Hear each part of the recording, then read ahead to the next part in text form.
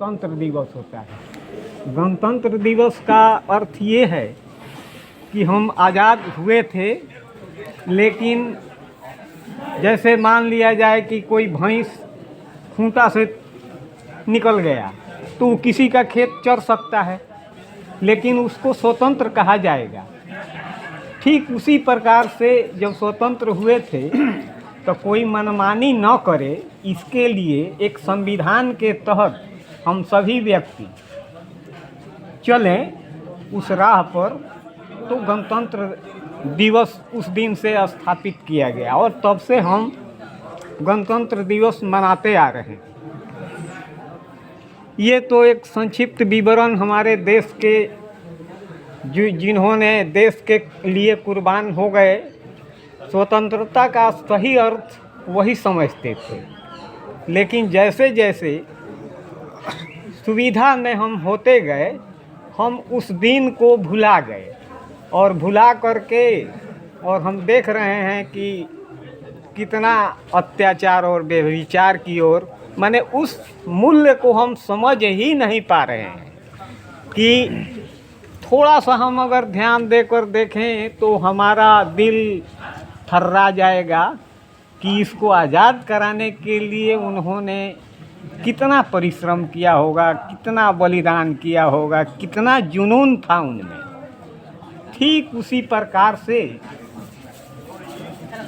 हम अब आते हैं कि हमारे किसान भाई की भी एक अभिलाषा होगी कि हमारे नवनिर्वाचित जो पैक्स अध्यक्ष महोदय हुए, तो इनके कार्यकाल में माने हमें क्या क्या सुविधाएं मिल सकती हैं वो तो मतलब ये बताएंगे। और देखिए, कोई भी कार्य कब सफल होता है कि जब सब कोई मिल करके उसमें सहयोग करेगा।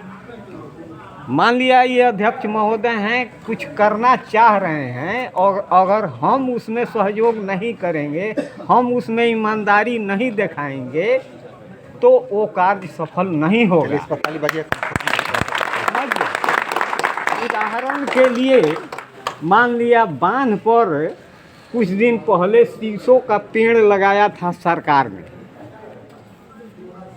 बड़ी अफसोस की बात है कि इस गांव का जिम्मेवारी बनता था उसको बचाना, क्योंकि हम वो प्राकृतिक छटा था आज, लेकिन हम ही लोग उसको उजाड़ दिए। और तो छोड़िए, मान लिया जाए कि जवाहरलाल नेहरू ने डिस्कवरी ऑफ इंडिया में लिखा है कि कोई सार्वजनिक काम सरकारी आदेश के मुहताज नहीं होते हैं। इसका अर्थ ये हुआ कि गांव में अगर कूड़ा करकट लगा हुआ है तो हम इस इंतज़ार में रहें कि नीतीश कुमार से कोई प्रोग्राम आएगा तो हमारे गांव का गली साफ होगा। जी नहीं, कुछ दिन पहले यहाँ पर ठेला के द्वारा मतलब कचरा उठाने वाला प्रबंध किया गया था, और अब तो चाहिए था कि मान लिया जाए सरकार से उसको ऐड नहीं मिल रहा है या जो भी हो, एक दिशा निर्देश हमको मिला। उस दिशा निर्देश के तहत गांव में क्यों न मीटिंग करके कचरा उठाने का सब कोई कुछ चंदा देगा, मतलब वो कार्य चालू रहेगा। मतलब उसको हम एक दिशा निर्देश समझें, है ना। ठीक उसी प्रकार से पैक्स जो है, ये पैक्स के व्यापकता को जिन्होंने जाकर देखा है, वे लोग ही समझ पाएंगे कि ये क्या चीज़ है और हमारे गांव के लिए यह कितना फ़ायदेमंद चीज़ होता है। तो सवाल उठता है कि कठिन परिस्थिति में ही योग्य पुरुष का जन्म होता है। जब आपको सुविधा मिलने लगेगा तो देखिएगा कि आप अयोग्य और निकम्मा बच्चा पैदा होगा आपका, वो योग्य नहीं हो सकता है सुविधा में। लेकिन वही अगर कठिन परिस्थिति में, जितने महापुरुष हुए सब कठिन परिस्थिति में जन्म लिए थे और उन्होंने उस कठिनाई को देखा था और तब इतना योग्यता उनमें आया था। लेकिन जैसे जैसे सुविधा हमको मिलता जा रहा है हम निकम्मे होते जा रहे हैं। तो हमने जा कर के देखा है, मतलब पूसा सराय रंजन में, कि आप जाइएगा तो आपको लगेगा कि यहाँ पर पूरा गांव ही एक परिवार है।